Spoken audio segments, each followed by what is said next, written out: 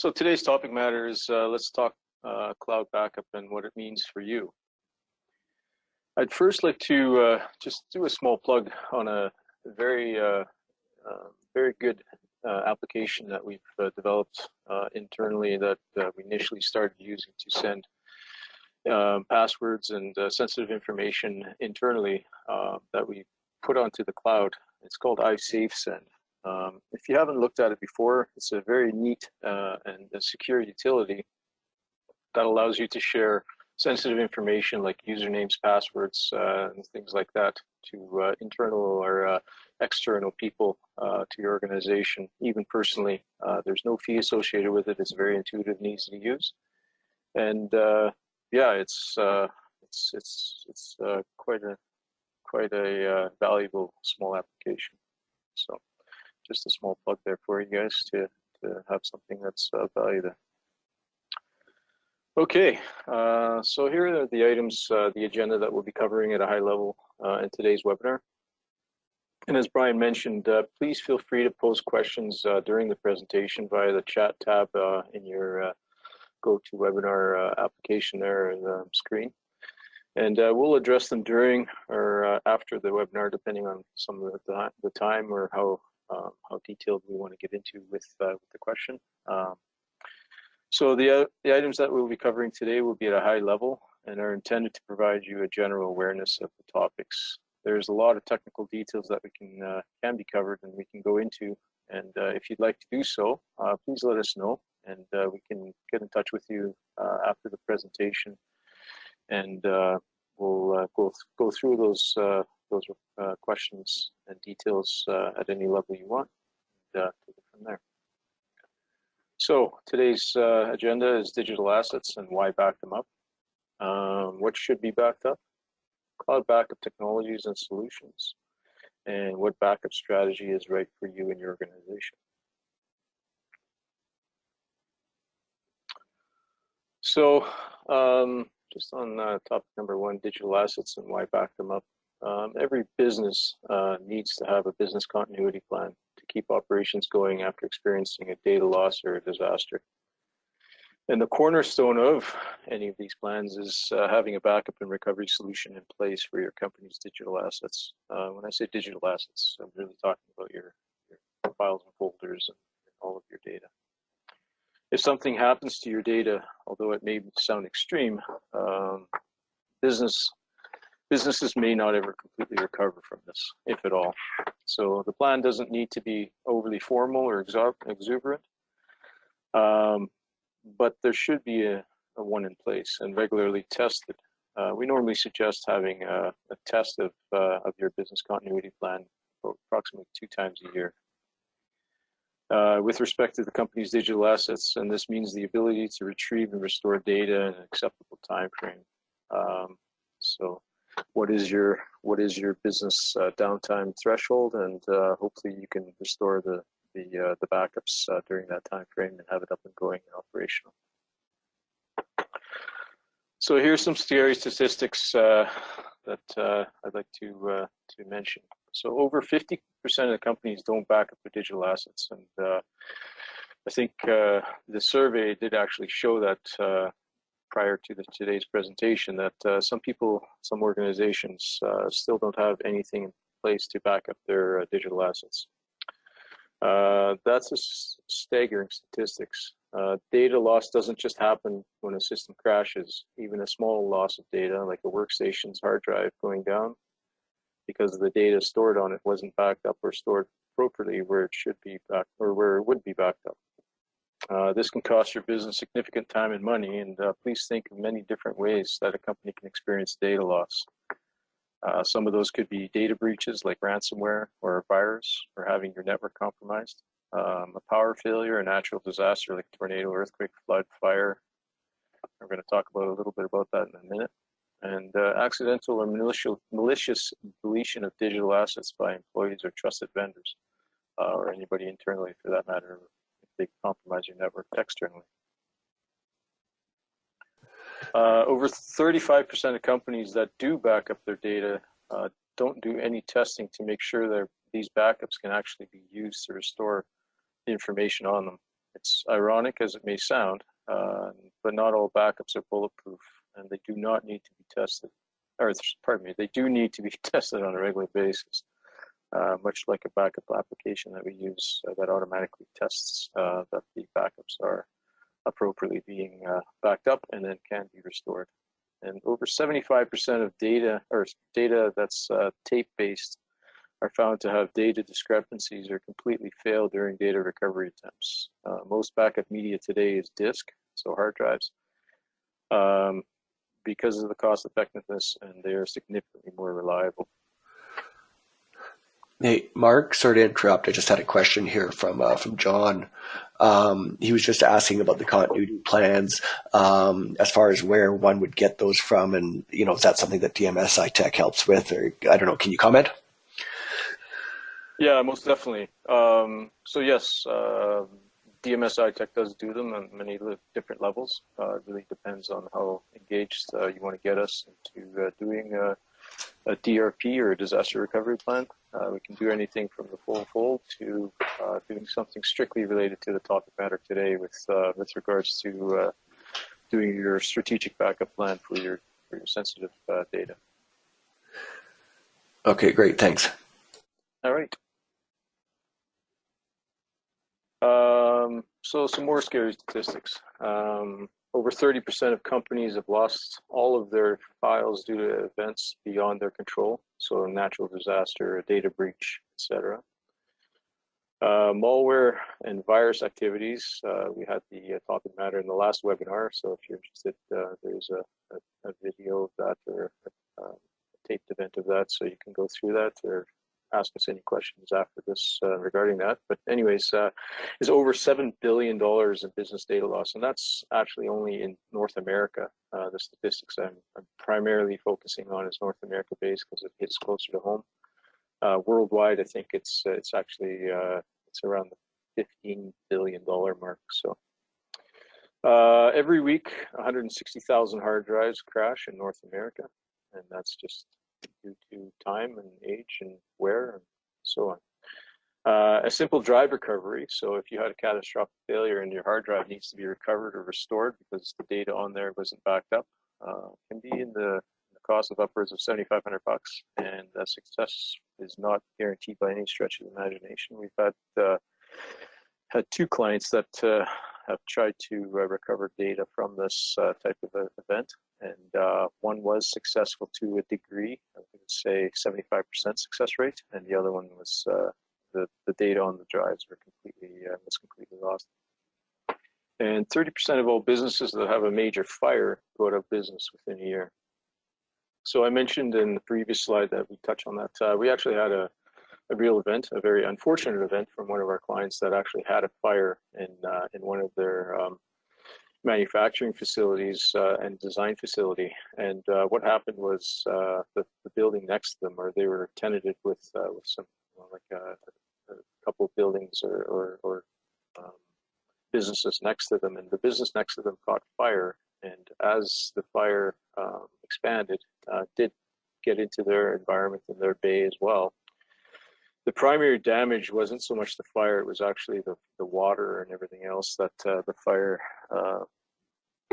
department used to suppress and extinguish the fire. But due to this, nonetheless, the fire caused their entire business section of the manufacturing and their design team to completely go down. Thankfully, they did have offsite backup for their design plans and everything else, as well. And this is another topic matter we're going to cover later in a couple of weeks, but we do hardware as a service subscription. And we were able to get their facility back up and going with respect to their design team and everything else within 2 days, and having their data restored within half a day. So that does speak volumes to their event. It was very unfortunate, but it does speak volumes to having some type of disaster recovery planning. So what should be backed up? So there's a couple different levels of backup. The primary ones you're going to hear about is file level or full system backups. And it is important that you understand what the difference between them is. So please ask yourself if you do understand the difference between file level and full system backups. There are definitely pros and cons to both.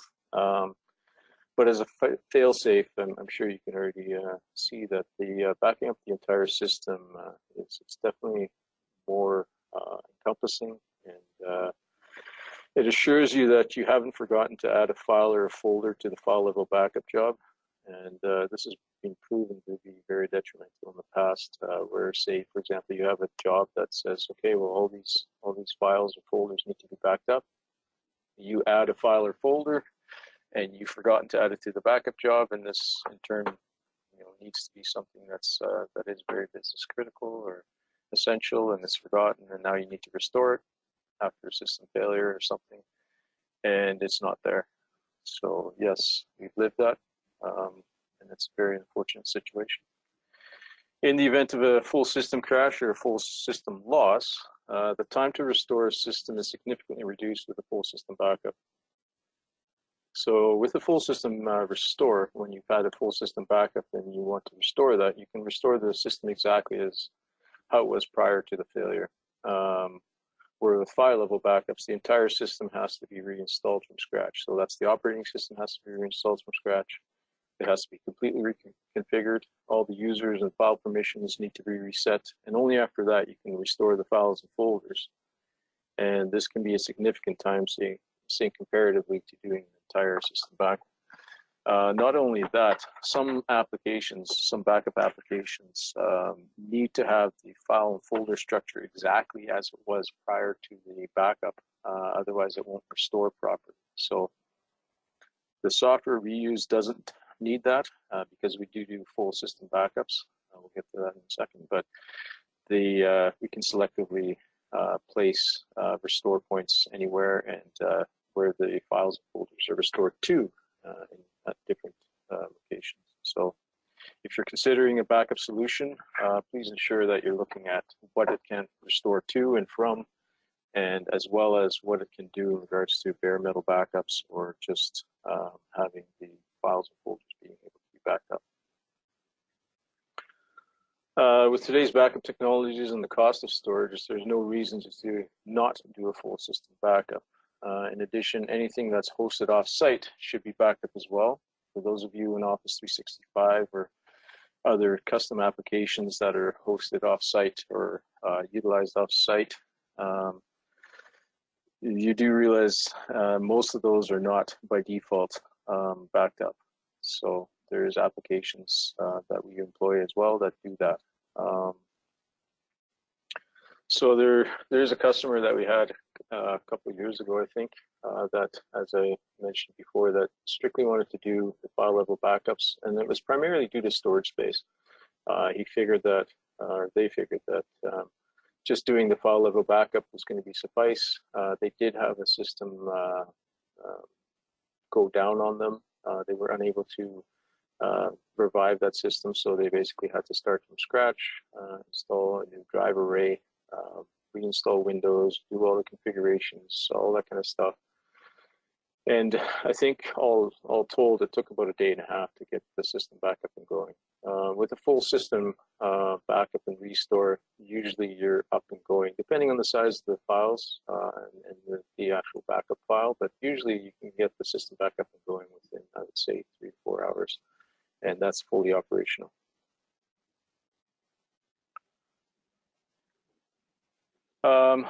So there's a couple of rules within the industry.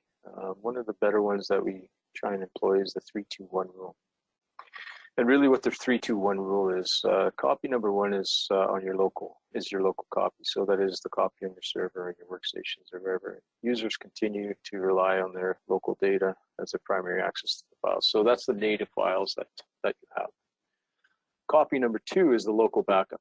A local backup gives you immediate instant access to on-site to wherever data you might need back, regardless of whether it's deleted, overwritten, or lost. So that's the on-site backup. And the third one is the copy number three is copy stored securely off-site. And this way, if anything happens to your location or the equipment at your location, your data is still safe and sound. While some businesses still use disk or tape-based backups, with offsite rotation, cloud-based solutions for offsite backups are significantly more economical, convenient, and secure than keeping track of disks and tapes. So really what I'm talking about is some companies still employ, and I don't want to support them or negatively talk about them. There is situations where cloud-based backups, and we'll get to that in a minute, may not be the best solution for you.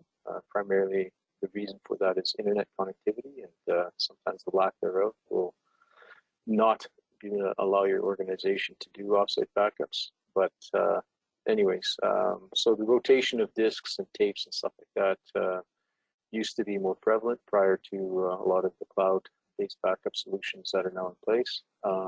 So yeah, somebody would take a tape or a hard drive, an external USB drive, carry it off-site, put it hopefully in a secure location under lock and key, and go about the rotations that way. Where now cloud-based off-site backups significantly reduce the need or the exposure you have. Not only that, the one thing I will mention is with the cloud-based backups is something we call air gapping. We had a situation where a customer had a backups, so they had rule number 1 and 2. They didn't employ rule number 3, and unfortunately they were compromised by a ransomware. And so one of their PCs was infected by ransomware, and any network drive they were connected to would also be compromised, and the files were encrypted, and now it didn't, or they were basically held for ransom. Anyways, we were able to restore a portion of their environment, not everything, but if they would have employed rule number 3 with the air gapping, they're also secure offsite. So the backup runs. Once the backup is done, it cuts off that link, and nothing else can employ that link until the next scheduled backup, which also has some additional security features in place. So it definitely also mitigates the potential for being compromised in that respect. And compression and encryption. So compressing your backups saves on the amount of bandwidth and time required to get the backup data to the remote location. This can have a significant impact on your preferred solution because not all solutions do compression. And when I say compression, I'm talking about taking files that are, say 100 megabytes and compressing their size. And the encryption. The encryption of the backup data that's both locally stored during the transfer of the data from the local on-premise to the cloud solution, and then also at the offsite destination location is very important.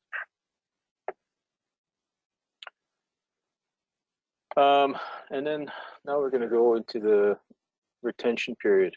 So how far back do you want to be able to go in order to retrieve your files and folders, or your entire system for that matter? So there's many options with retention policies for your backup data, and usually budget plays a factor into this. So as the longer the retention period is, the more storage space is required. Our suggestion is to have at least 3 weeks of retention and a mix of full and incremental backups. So when I say that cost is usually a factor, yes, having incrementals is a small subset of the entire backup, but it's also good to have the child, parent, grandfather type of situation where you have 3 copies of full backup and restore points. And then there's also offsite to offsite replication. So some cloud providers like yourselves, in order to ensure that potential data loss is mitigated as much as possible, do offsite to offsite replication of the backup data in their cloud facilities. So for example, if you have a catastrophic failure, we have a cloud backup in Edmonton. That's the actual physical destination. We replicate that to Calgary in the event of a natural disaster, fire, something that happens in the Edmonton facility, or for that matter for the Calgary facility. At least there is one subset or copy of the data still offsite. So intercompany or third-party provider cloud-based backups. So most organizations don't have the resources or internal expertise to architect or procure, implement, and maintain their own cloud-based offsite backup environment.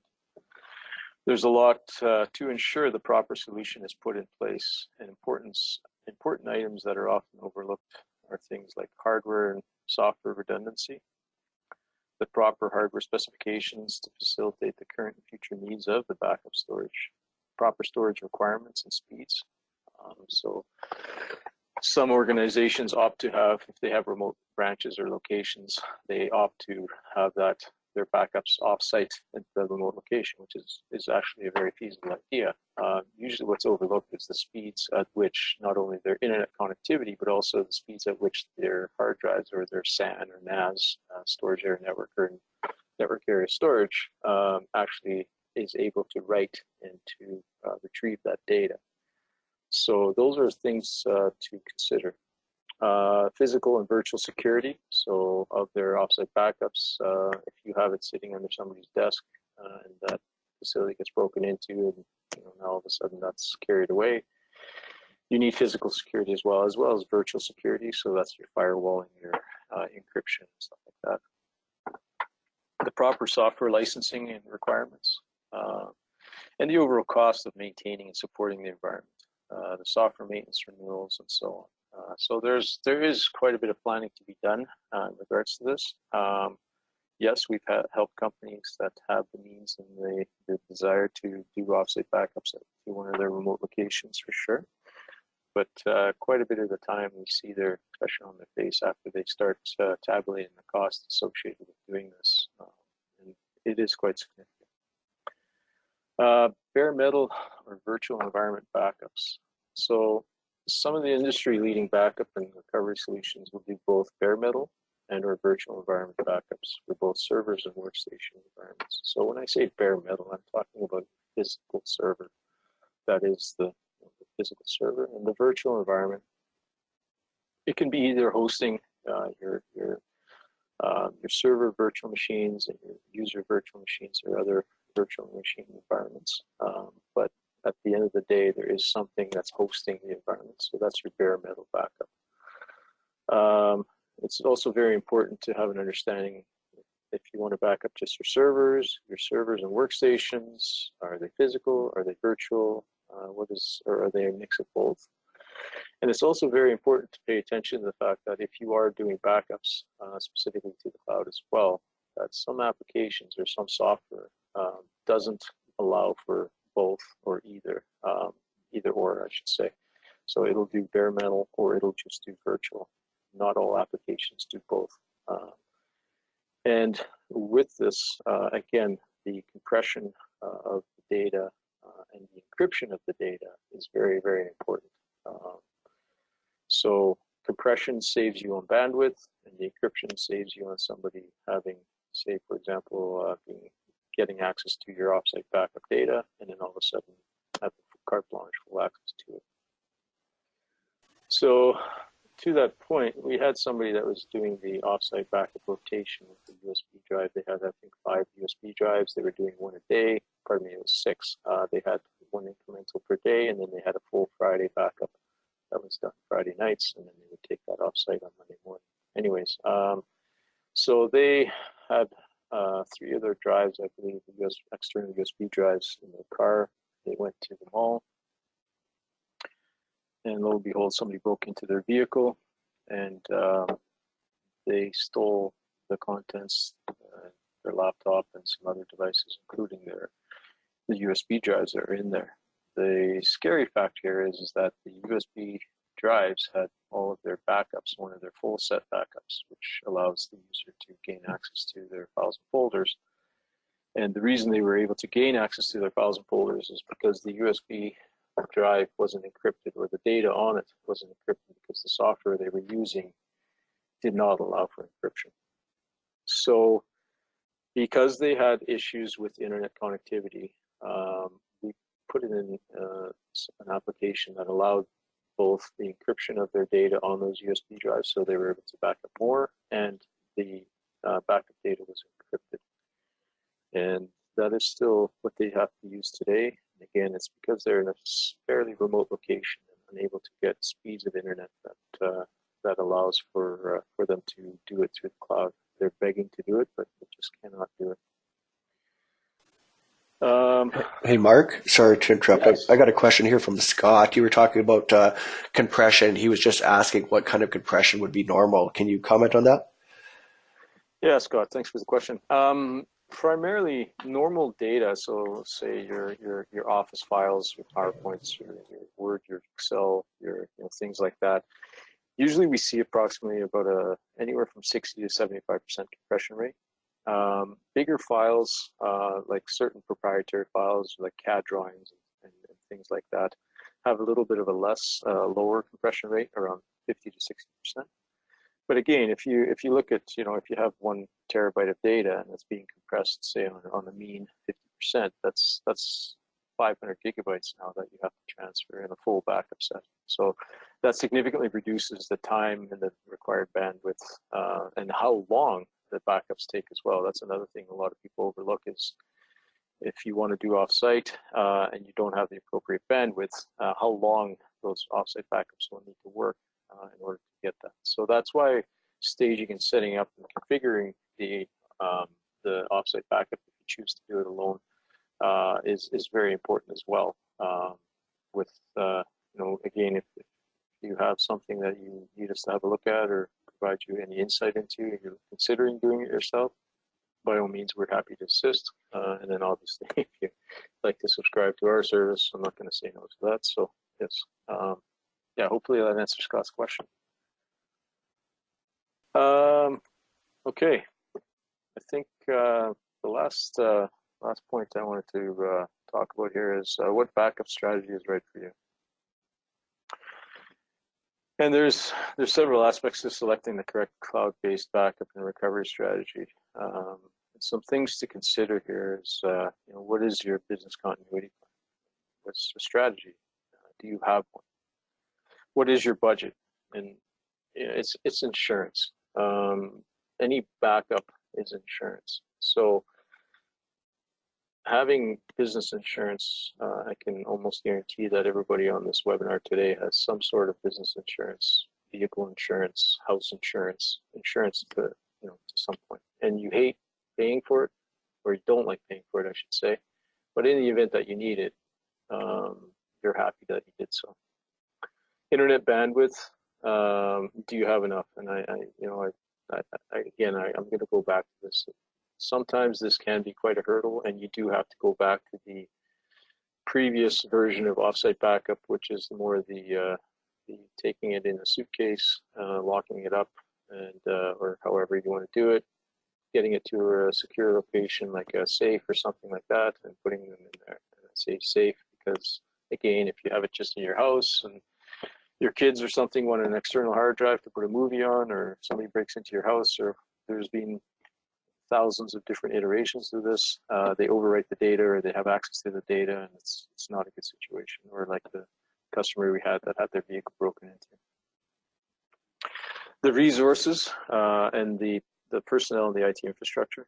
Do you have what is needed and required internally to do the offsite backup or your backup strategy properly?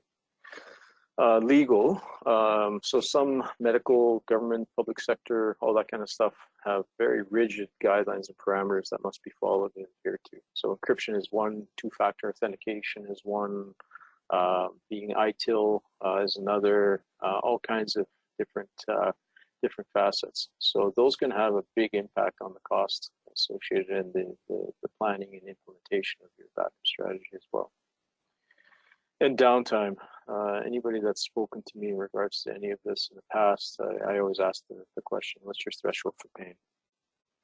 And the threshold for pain is really how long can your organization be down without being able to be restored. And it ties directly back into the budget. If people tell me I can't be down for 1 minute, we have to be up 24/7, 365 continuously, we can never be down, that is a big difference to somebody telling me we have a threshold for being able to manually do our operations and facilitate our business requirements for, say, 8 hours. That's the cost differential is quite significant. And if anything, if you can take anything out of this this webinar today at all, I just want to say, please ensure you have some form of data backup strategy in place for your organization. We've been on the other end of way too many phone calls, specifically in the last, I would say, 2-3 years, with all the malware, the ransomware, the viruses, the breaches.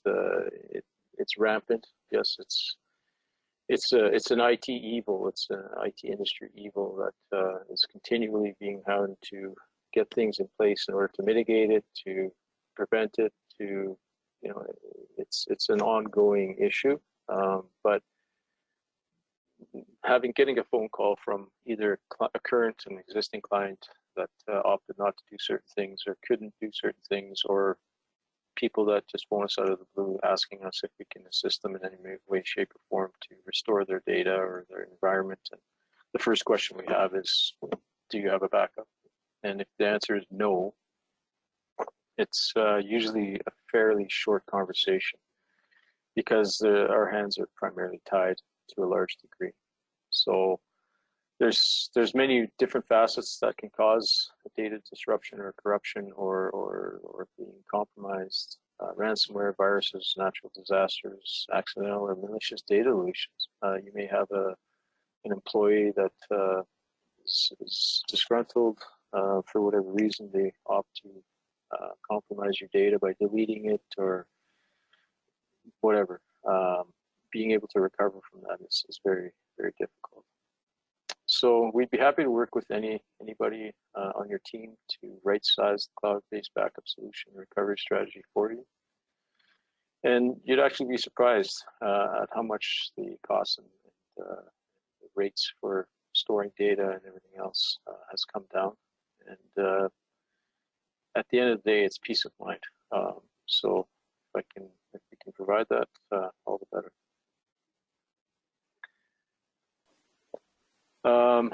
Yeah, so that's the final slide. If there is any follow-up questions or any other additional information